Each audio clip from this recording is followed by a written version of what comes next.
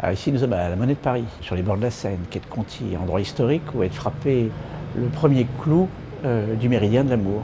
Alors pour moi, ici, c'est une grande première. J'ai jamais fait un dessin qui se reproduit comme ça sur une médaille. Donc aujourd'hui, je vais le voir frappé sur une pièce de métal. Je suis très curieux de voir comment ça se fait, comment on passe de cette forme de dessin plat à un motif en relief.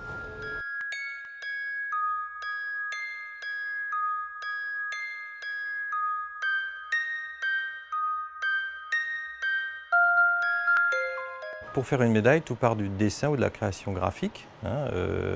Chaque fois, on raconte une histoire sur une médaille ou sur une monnaie, bien entendu.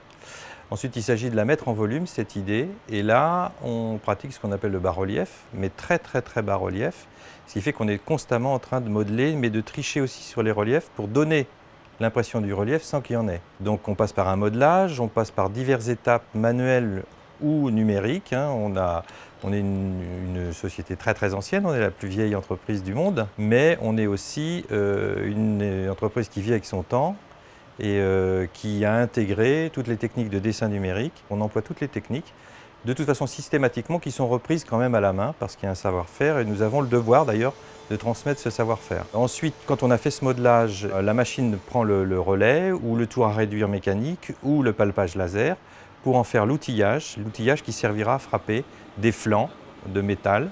C'est une frappe d'un métal à froid, un morceau de métal qu'on vient déformer avec une presse énorme entre deux outillages et on obtient la médaille finale, ce que vous avez vu tout à l'heure.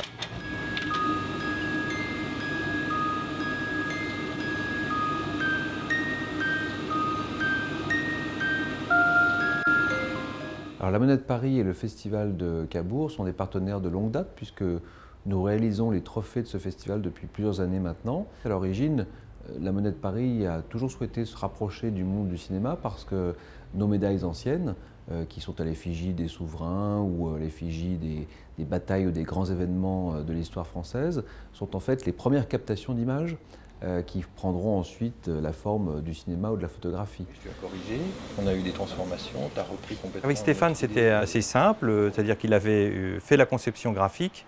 On devait nous coller à son envie du relief. On a des métiers similaires, c'est-à-dire qu'on a des métiers artistiques. Lui raconte une histoire avec des cases dans une bande dessinée, avec un scénario, etc. Nous, on a un scénario global. Il faut qu'à la première vue ou à l'étude de cette médaille ou cette pièce, on fasse passer aussi un message. On raconte une histoire. Faire joli dans les deux cas, c'est bien, mais il faut raconter quelque chose. Je suis très ému, je suis très fier.